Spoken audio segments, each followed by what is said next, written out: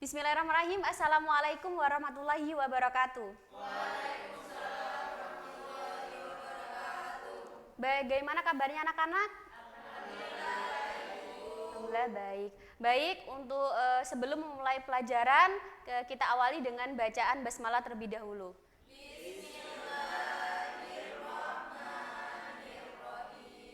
Baik, selanjutnya Ibu absen terlebih dahulu.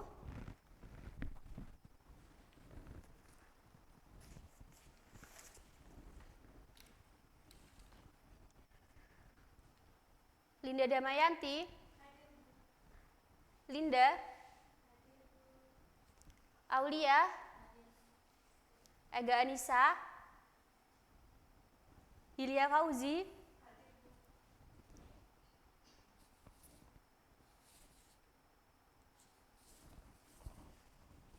Satria Yudo.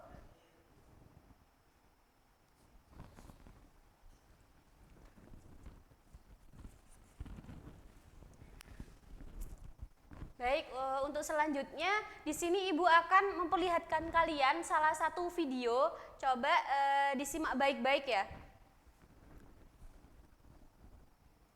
Mohon diperhatikan ke depan semuanya. Mas Yudo duduknya yang sopan ya.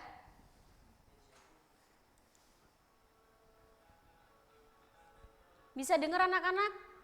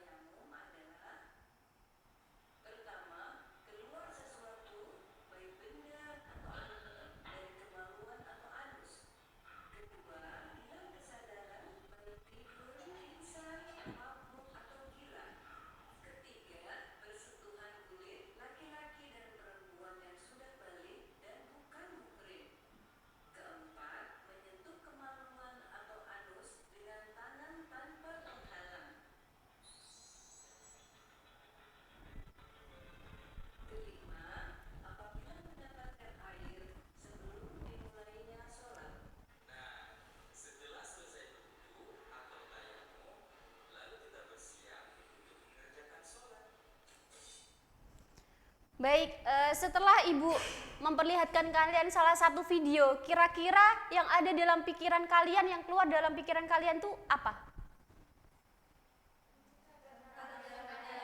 Nah, tata cara bertayamum. Jadi untuk minggu ini Ibu akan menjelaskan terkait tayamum, dan tadi di video juga sudah dijelaskan banyak bagaimana itu tata cara tayamum, kemudian apa saja yang membatalkan.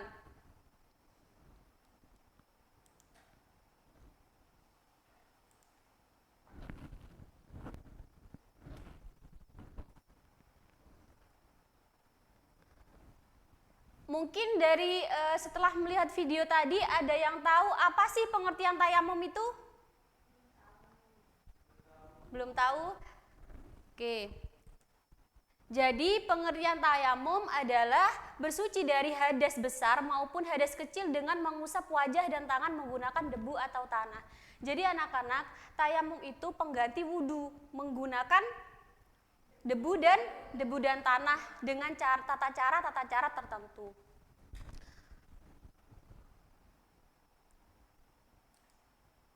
Kemudian syarat sah tayamum. Syarat sah tayamum yang pertama, diperbolehkan melakukan tayamum jika benar-benar tidak ada. Ada yang tahu maksudnya dari jika benar-benar tidak ada itu apa? Nah, jadi diperbolehkan melakukan tayamum jika benar-benar tidak ada air, itu harus diusahakan terlebih dahulu, harus dipastikan terlebih dahulu apakah air itu ada atau tidak. Jadi harus dipastikan dan diusahakan.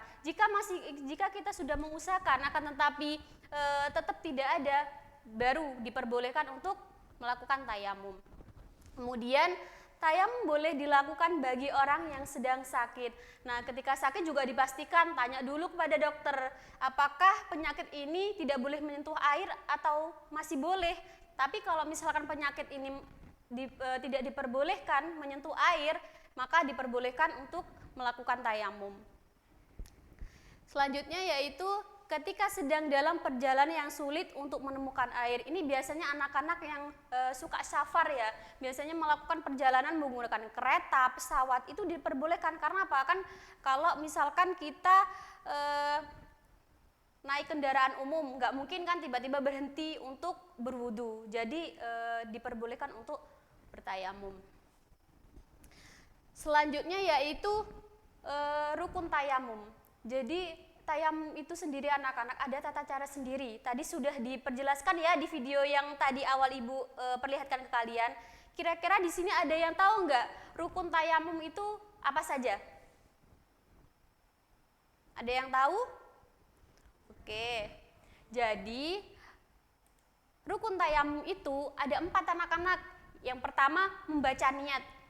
Ada yang sudah hafal niat untuk bertayamum? Hafal? Ayo Mbak ini kalau hafal? Oh, masih belum. Nah, tadi sudah dipertontonkan ya bahwasanya niat bertayamum yaitu nawaitu tayammuma li istibahati sholati fardholillahi ta'ala. Kemudian yang kedua mengusap wajah. Jadi setelah kita niat untuk bertayamum yaitu mengusap wajah. Caranya seperti apa?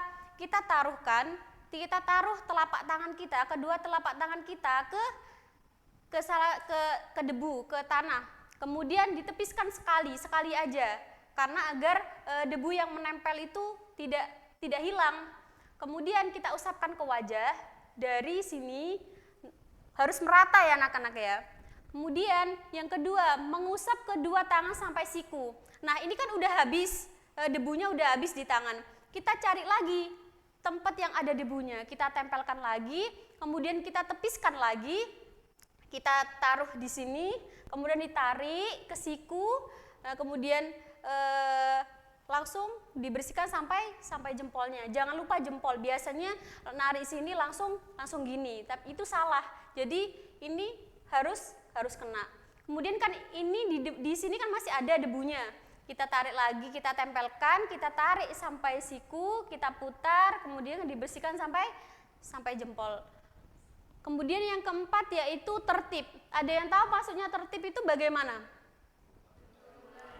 Bagus sekali jawabannya Mas Hamam. Jadi yang dimaksud tertib itu berurutan. Jadi nggak boleh misalkan setelah kita membaca niat langsung loncat ke mengusap kedua tangan. Itu nggak boleh, itu nggak sah. Tayamumnya tidak sah. Jadi harus berurutan dari baca niat, kemudian mengusap wajah, kemudian mengusap kedua tangan sampai siku. Kemudian tadi juga dijelaskan di video tadi hal-hal yang membatalkan tayamum. Ada yang tahu, ada yang bisa jawab hal-hal yang membatalkan tayamum apa saja?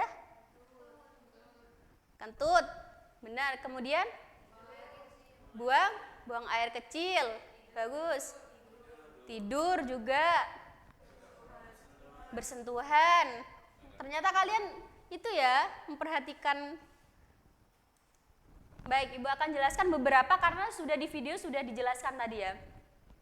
Jadi hal-hal yang membatalkan tayamum itu yang pertama menemukan air. Jadi anak-anak ketika kita sudah bertayamum kemudian kita menemukan air itu maka tayamumnya batal. Kemudian yang kedua, hilang akal pikirannya. Yang dimaksud dengan hilang akal pikirannya itu seperti orang yang lagi ya, orang gila bisa, orang yang sedang pingsan. Orang yang sedang pingsan itu ketika sudah tayamum, ketika dia pingsan, itu tayamumnya batal. Kemudian yang tiga, buang air kecil dan buang air besar. Kenapa buang air kecil dan buang air besar itu membatalkan tayamum? Karena itu mengeluarkan kotoran dari ya dari lubang yang ada pada tubuh kita. Kemudian yang keempat, kentut. Kentut juga membatalkan karena mengeluarkan gas dari anus. Itu sama saja seperti buang air kecil dan buang air besar. Yang selanjutnya yaitu haid. Nah, haid juga ini biasanya khususnya untuk perempuan ya. Ini juga ketika kita sudah bertayamum kemudian datang haid itu membatalkan tayamum. Baik, mungkin dari sekian yang sudah Ibu jelaskan, dari mempertontonkan video, kemudian menjelaskan pengertian bertayamum itu seperti apa, kemudian rukun dan syarat-syaratnya. Kira-kira anak-anak ada yang ditanyakan atau ada yang kurang paham? Alhamdulillah, Mas Andri paham ya Mas Andri ya? Alhamdulillah. Sekarang dibuka bukunya masing-masing, Ibu kasih waktu 5 menit untuk membaca materi yang ada di bukunya kalian. Ayo silakan.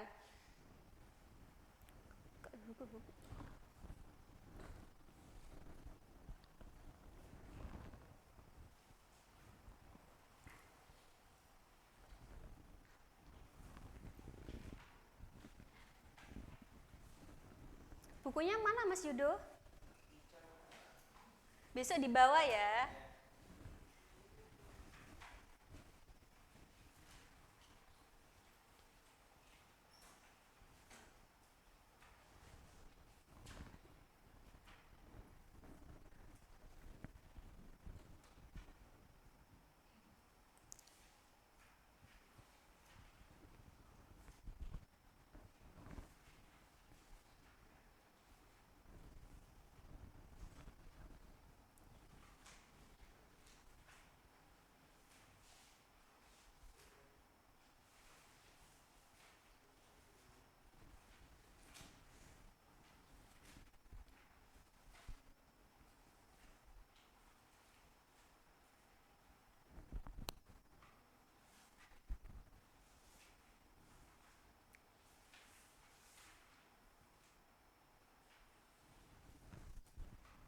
Baik, apakah sudah dibaca semuanya?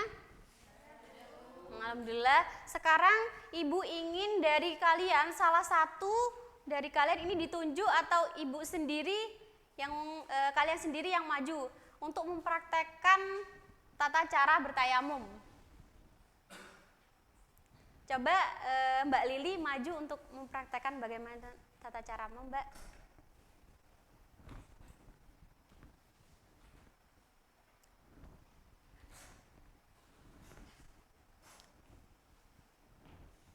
Ya, dari sini. Ya. Gimana niatnya? Pakai. Ya, yang pertama apa? Baca apa? Baca niat. Ya. Gimana baca niatnya? Nawaitu tayamuma li istibatis solati fardhu lillahi ta'ala. Kemudian menempelkan tangan ke debu, terus ditepis sekali, kemudian diusapkan ke wajah seperti ini, kemudian ini, terus ngambil debunya lagi di tempat yang berbeda segini, ditepskan sekali, kemudian diusap bagian tangan yang kanan dulu gini, terus gini, jempolnya juga harus keusap. Kemudian tadi kan ada debu di sini, terus gini lagi, terus sampai siku, terus gini. Baik, terima kasih Mbak Lili. Alhamdulillah kalian sudah paham semua ya ternyata materi yang sudah Ibu ajarkan barusan. Sekarang Ibu akan memberikan pertanyaan, kira-kira sampai mana pemahaman kalian selama Ibu mengajar kalian, memberikan materi kepada kalian. Ini ditunjuk atau kalian sendiri yang jawab? Oh, sama-sama. Oh, sama-sama biar itu ya, biar kelihatan kompak atau bagaimana ini. Iya. Baik. Apa itu pengertian tayamum?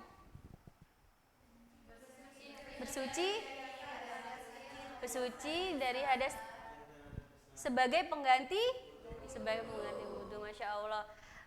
Hal-hal yang menggatalkan tayamum itu apa, Mas Andre? Hal-hal yang membatalkan tayamum? Kentut, Bu.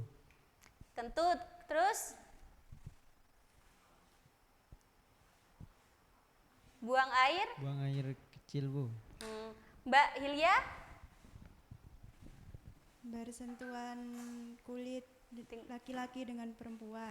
Masya Allah, jawabannya Mas Andre sama Mbak Hilya, alhamdulillah benar ya. Jadi yang membatalkan wudhu tadi termasuk buang air kecil dan besar, kemudian menemukan air, haid, kemudian kan kentut. Baik, jadi anak-anak, bersuci itu sangat mudah. Allah itu mempermudah kita untuk melakukan ibadah. Jadi tidak ada alasan kita untuk meninggalkan sholat. Ketika kita ada di perjalanan itu sudah diperbolehkan. Bahkan sholat di perjalanan masih bisa. Apalagi kita dipermudah untuk melakukan tayamum. Baik, karena waktunya sudah menunjukkan istirahat, semoga ilmu yang Ibu sampaikan bermanfaat untuk kita semuanya. Ibu akhiri, kita ketemu minggu depan. Jangan lupa tetap belajar di rumah. Syukran kasiran. Wassalamualaikum warahmatullahi wabarakatuh.